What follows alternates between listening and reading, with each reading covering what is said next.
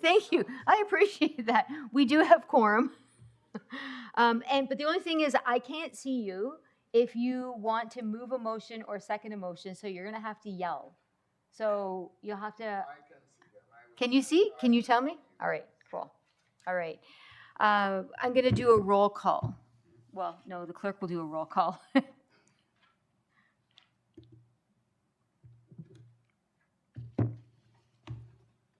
my gosh. What is happening today?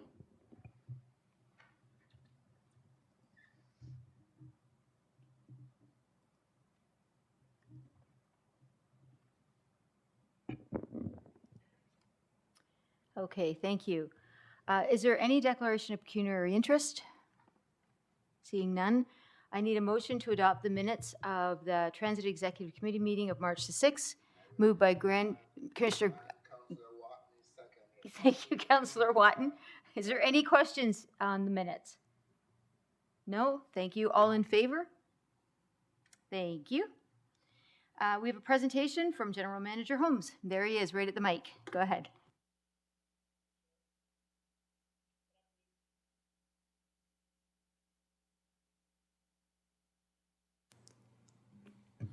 Good afternoon, Chair Crawford, commissioners, staff, and members of the public joining us today. As you know, we celebrated Transit Employee Appreciation Day in March, and we featured staff stories across our communication channels and through social media. The quote for today comes from one of our newest employees, Rari, and what struck me was her comment that she developed a passion for being part of DRT. Rari is the newest member of the data analytics team, and most recently she worked with Deloitte India as a consultant responsible for data modeling and visualization initiatives and deliverables. Rari has years of solid experience working and interacting with global clients and arrived in Canada just 3 months before joining DRT in September of 2023. We're extremely proud of the exceptional work being developed and produced by the entire data analytics team, which includes Pei Chen Tao, Karen Wessner, Brian Mask, and Rari. We share today's quote from Rari because she really summed up the sentiment of so many of your DRT employees. They truly have a passion for their work and strive towards a competitive, reliable, convenient, and sustainable transit service for residents and visitors of the region. Next slide, please. Oh, I think I have this here.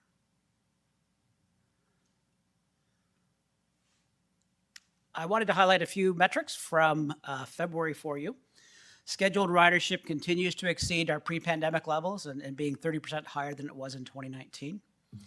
Demand response as well continues to exceed monthly trips year over year. In February of this year, we delivered 20,529 trips, and that's 20% higher from last year. We also saw a 33% increase in specialized trips in February 23 compared to, or 24 compared to 22. You will notice if you've been tracking sort of on a monthly basis that on-demand trips were down in February relative to our record levels in November of 2023. And if you also recall, we highlighted the significant challenges we were having in reliability, particularly with the on-demand network as well as the scheduled network. And as staff dug into it a little deeper, part of the challenges were some of the settings that were in the scheduling module, and they were just not realistic. So we had to go in and we made some adjustments there, basically increasing the dwell time. So the length of time that we had scheduled for pickups on both the on-demand and the specialized side. And while that's improved our reliability and on-time performance, that improved by 3%, it did mean that while we're taking more time to service customers, it does reduce our overall capacity across the network, which we did see impacting our trip booking times and the unaccommodated rate in February as well. As you know, Council recently passed the budget for 2024 that will see upwards of 15,000 hours added to the on-demand network, which will add additional capacity and will start having a positive impact for customers in reducing their wait time and improving our capacity. With the new scheduling system, we are able now, as we've been talking about, to be able to share more specific data. We are providing that and updating that on a monthly basis. Not much has changed compared to January, but just again, showing the various trends and the metrics that we are tracking. The one item that we have added that wasn't there in January was service availability. And consistent with the definition for the scheduled network, service availability is that level of service that we plan versus the actual amount that gets delivered on the street. So for February, it was 93% for the on-demand network.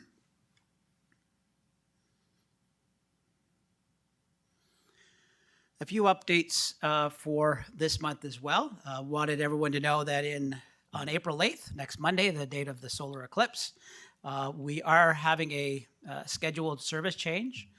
And while there's not new additional services being added, what our team has been able to do is take a look at some of those issues regarding reliability we've had on the scheduled service side and make adjustments to those travel times within the existing resources and time we've had so that travel times are more realistic to actuals. So we will see a better customer experience throughout as we redistributed those times across 12 routes on the network. We still have more work to do, but we're really pleased that with some capacity that we added on our scheduling team last year, that we've actually been able to move forward with some of that route level analysis to start improving that customer experience and reliability. As well, last year we received a grant from the Ministry of Seniors and Accessibility, and the fund was to fund a project called Get Moving with On Demand, and it was aimed at our 55 plus residents and included a number of sessions across the region for residents. And between September of 23 and March 24, we had 17 sessions and engaged almost 700 participants in those sessions as we held those. And as well, this was a joint project that we had with the Community Safety and Wellbeing team in DEI. So we're really happy with that collaboration as we're working to ensure that residents have mobility regardless of where they are in the region. And that demographic, again, our seniors are on the lower end of our ridership level, and this type of work and engagement will really assist us in dealing with some of that apprehension that we know exists in that demographic. We do, as part of that funding as well, we did produce a new on-demand video, and I'll just ask Roger if he's able to play that from upstairs.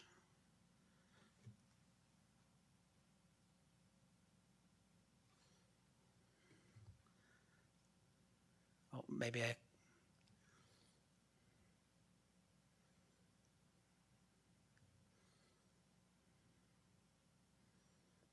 there's just no volume there, Roger.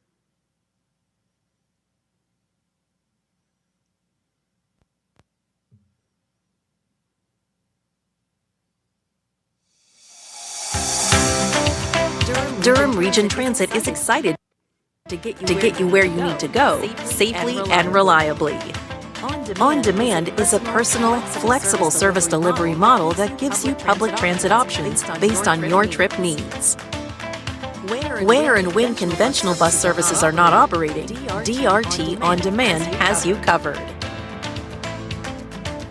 If you're registered with specialized services, you can also use On Demand to bring you where you need to go. Download the DRT On Demand app from the App Store or Google Play and create an account. Once you're signed in, enter your trip details, where you're starting from, and where you're going. And the On Demand app will display available options for your trip. These trip options will include On Demand and conventional buses operating throughout Durham. Want to plan ahead? You can adjust the date and time of your trip on the app. If all or part of your trip will be completed via On Demand, you'll be prompted to book your trip. You'll receive a confirmation notice and a heads up approximately 10 minutes before your trip arrives. Be sure to be ready and waiting at your pickup location. In urban areas, pickups and drop-offs take place at bus stops. In rural areas, at the end of your driveway, and for customers registered with specialized services, at the first accessible door. When your on-demand ride arrives, board and provide fare payment as usual. Remember, transfers are accepted between on-demand and conventional bus routes. Once at your drop-off location, whether it's another stop, your final destination, or a GO terminal, disembark and enjoy the rest of your day. You can also book your on-demand trip through one of our dedicated booking agents. Simply call our customer service center for assistance. Durham Region Transit is committed to providing safe, reliable service to all customers. For more information, including DRT service and social equity guidelines, visit our website today at durhamregiontransit.com.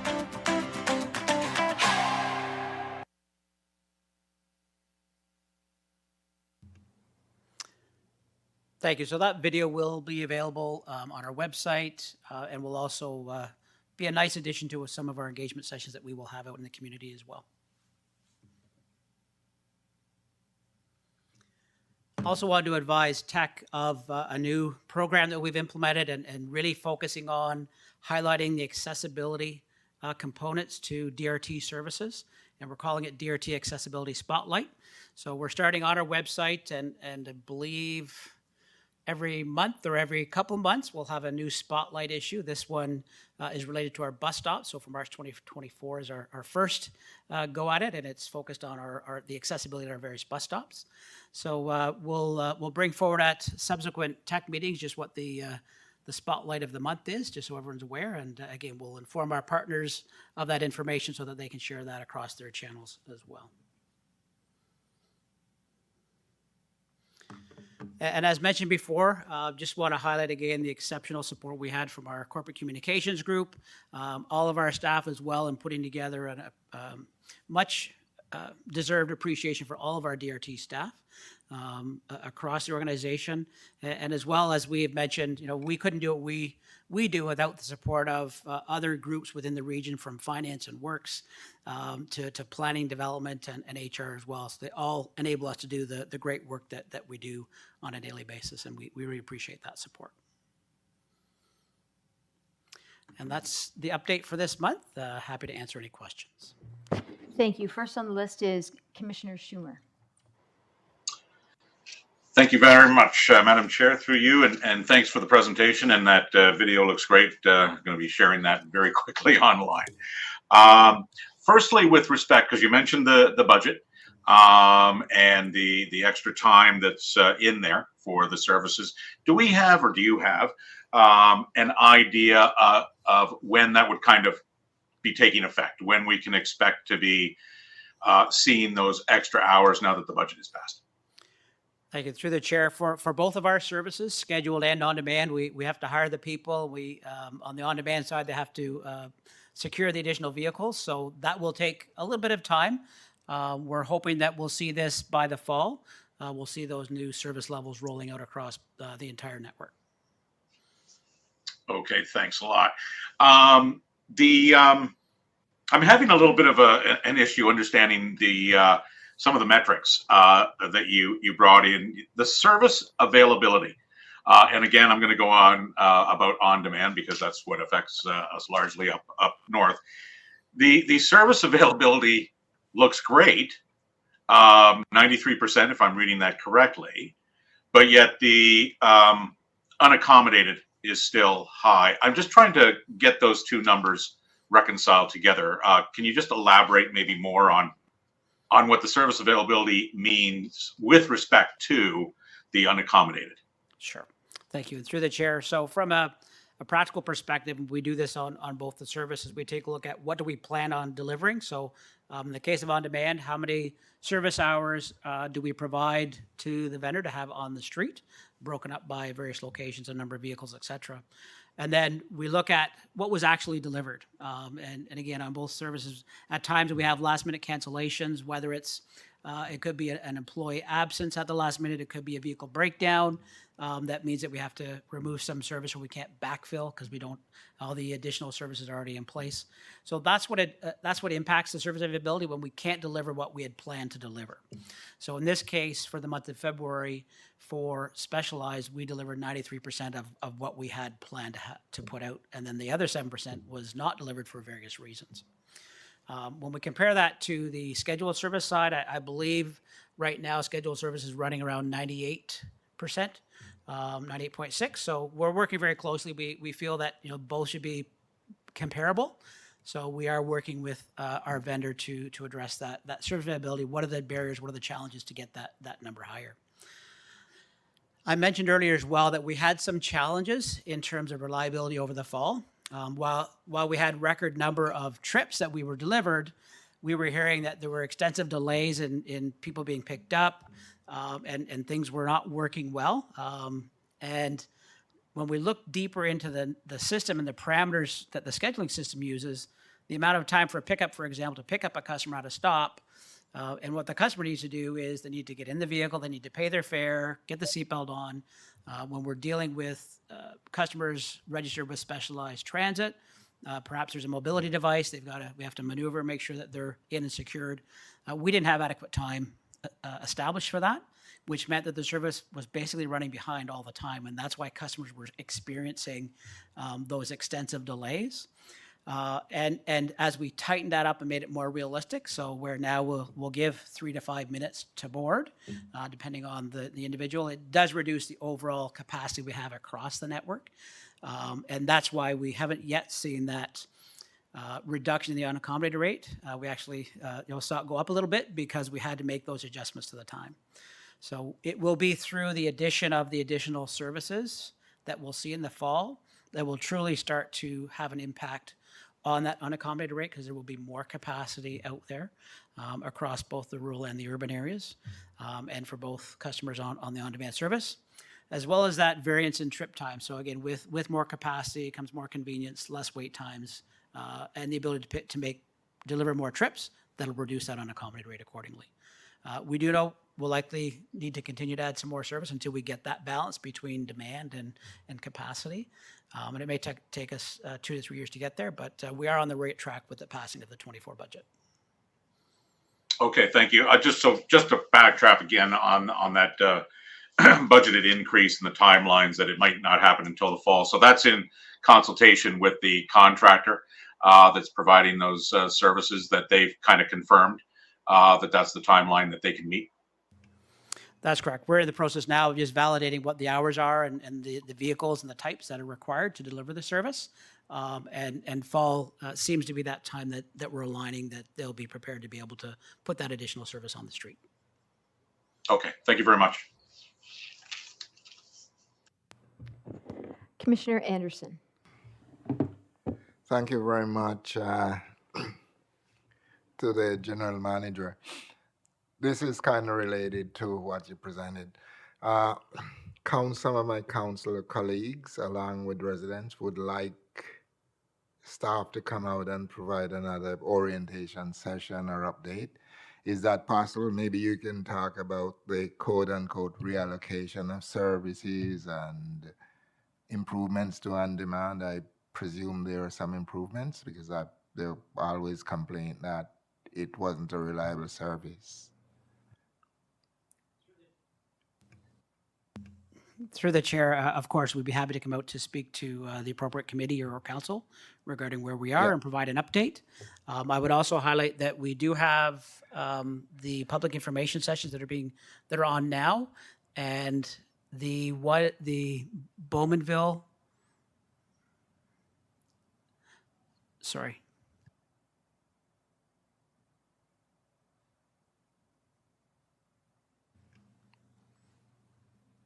So I'll ask staff if they can confirm when the next upcoming PAC would be best for residents of Clarington to participate. And all residents are encouraged to come out to those to provide us their input, feedback.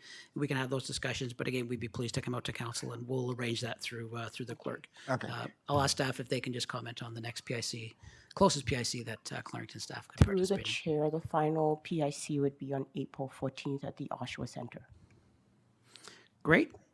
So there's none in Clarington?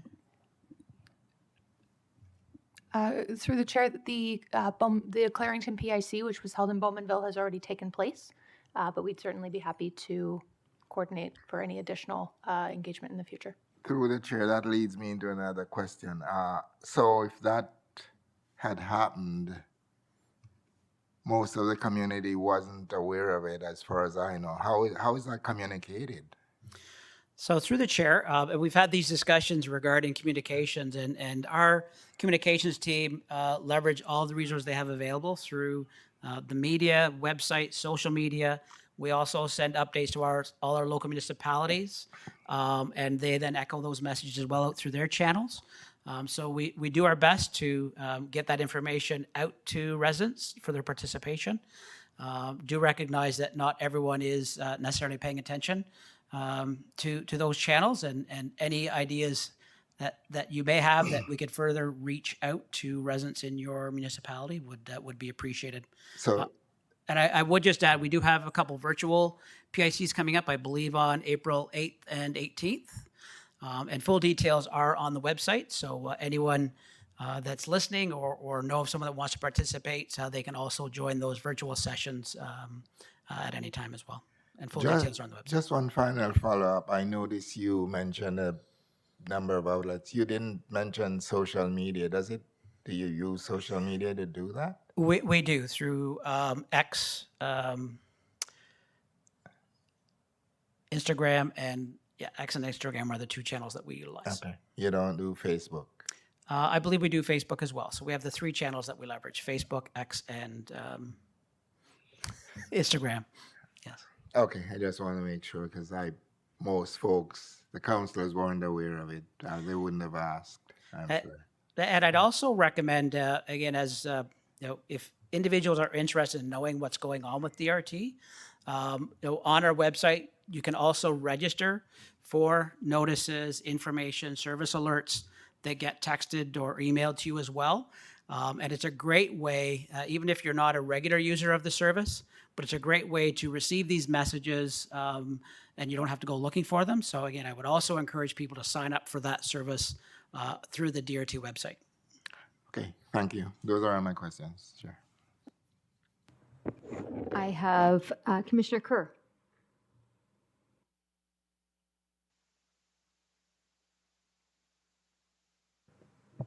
We can't hear you, Commissioner Kerr.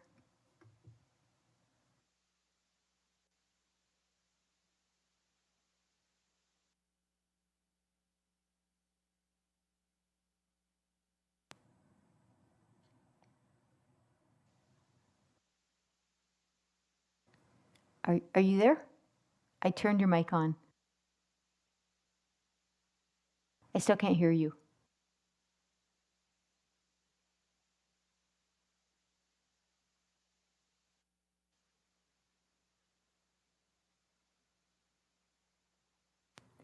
I still can't hear you. I see your mouth moving.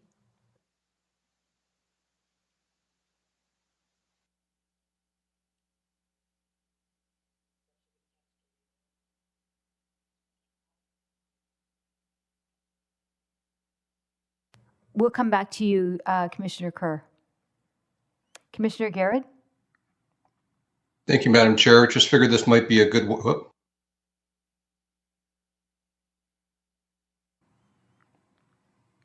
Are you there? Can you hear me? I can. I'm here. You can. Okay. Well, that was part of the test just to make sure we could. And I could read Commissioner Kerr's lips. And I think what he was saying is please redirect all your on-demand transit vehicles, Duxbridge. Thank you. We have it in the notes. Commissioner Kerr, are you there? I think, do you suppose it might be your headphones because we can see you, but we cannot hear you?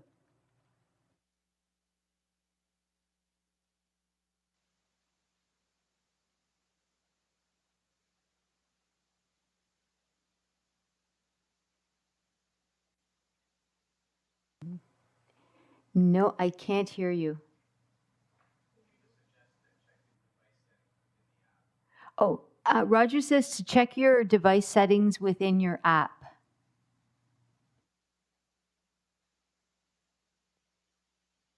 Would you like to email me your question?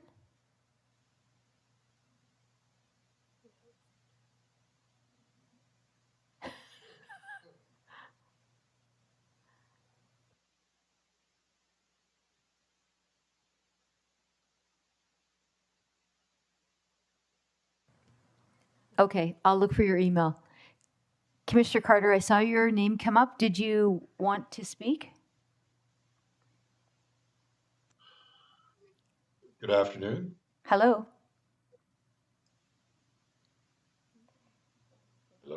Hello, I can hear you.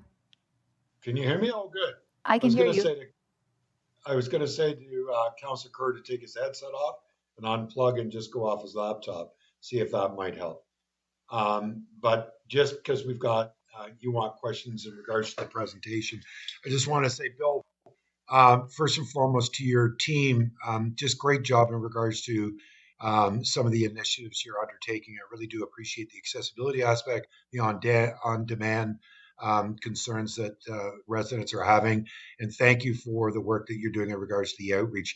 It's difficult in Durham Region because we really don't have a daily newspaper or a newspaper that's published. So I know that that's problematic. I know that our social media channels is one of the best ways to do it. I just don't know, would it be worthwhile to investigate to see if radio would help in regards to your PICs? Just take that under consideration. But all around, I was very pleased to be able to hear some of the initiatives you guys are undertaking. So that's it, Madam Chair. Hope you have a great day. Thank you.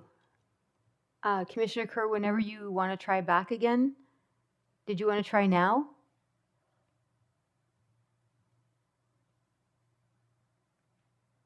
Okay, I guess he's gone. Thank you very much for your report.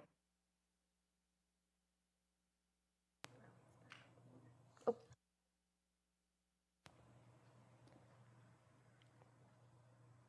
Okay, try again. I can't hear you. I think it's your headphones.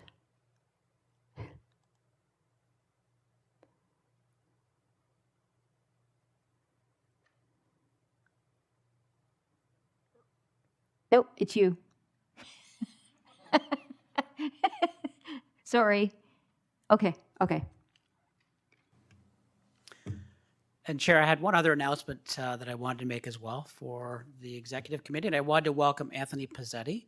Anthony joined us earlier this month. He's our new Deputy General Manager of Operations and comes to us from Metrolinx. And I just wanted to ask him if he wanted to say hello and say hi to the committee. Hi to everyone. I think this is now week 3, 4, end of week 3. So the fire hose is running. We're learning a lot. I had the luxury of almost 20 years with Metrolinx. So learning how our processes work, learning how the great people here have evolved the transit network, and then seeing how we can marriage some of the procedures, some of the emergency response, bring some of the customer-centric focus to transit to really continue that growth, get those discretionary riders. So I've been spending a lot of time getting to know the folks within the commission, the operation, and just trying to understand how things work today before we start looking at opportunities to continue to evolve the great work that's happening and potentially changing some things for continued improvement. Welcome aboard. Always good to have the inside scoop from Metrolinx, eh? 20 years. We could have lots of conversations. Okay, so we have no delegations, correspondence. I'm wondering if Commissioner Carter, did you want to speak to this? We have a recommendation to have it referred back to staff for response. I need a mover and a seconder. Commissioner Carter, did you want to move it? Yeah, move it. It's a referral, so just refer it to staff. Okay. Commissioner Anderson, did you want to second it? Okay. And you don't need to speak to it? No, I think it's self-explanatory. I just would appreciate staff investigating and then bringing it back through tech and also copying any response back to the city of Oshawa, please. Okay, thank you. Thank you. We have a mover and a seconder. If there's no other questions, all in favor? I think everyone's raising their hands, but I have no idea. Thank you. Okay, so next on to report, General Manager's report. Are there any, I need a mover? Commissioner Garrett, seconded by Commissioner Watton. Any questions? I don't see any. Oh, Commissioner Anderson. Okay. Joyce, I just have a quick comment. I noticed that we are sole source in everything. Given that we just approved 7.5% tax increase on our residents. Are we doing due diligence to make sure we find the best available rate for our residents? Okay, right now Am we're I on. looking at the wrong report? Maybe I think am. so. Yeah, this is just the general manager's Okay, report. sorry, I haven't gotten to that one yet. Okay, Okay, so we'll get you right back. If there's, I don't see any other questions. So all in favor of the report? Thank you. The next one is the 7.2, extension of existing standing agreement to continue sole source. We need a mover. You're moving it. A seconder? Commissioner Schumer and Commissioner Anderson, you have a question.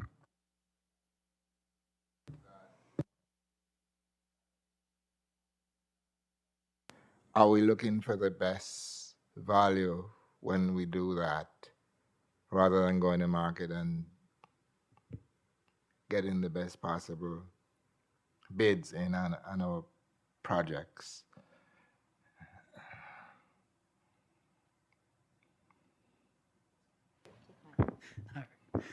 Through the chair, the short answer is yes, we're always looking for the best value for the region.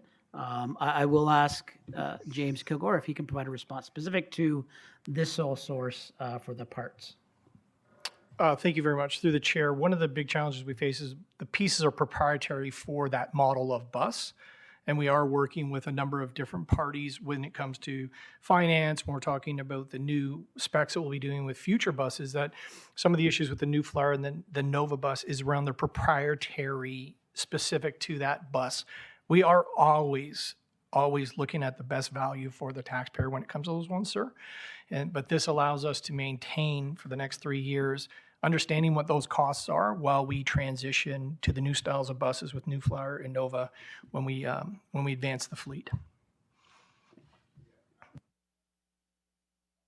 And that's the best value, and I am assuming it is. Thank you. I don't see any other questions, so we have a mover and a seconder. All in favor? Okay, that motion passes. Thank you. We have no advisory committee resolutions. We have no confidential matters. Is there any other business? Commissioner Anderson? No, I don't know. It just didn't go off. I don't have anything Mics are not further. moving. Yeah. No new business. Chair Henry. Move adjournment. Okay. See you on May the 8th. We need a seconder on adjournment. Commissioner Anderson, all in favor? Thank you, everyone.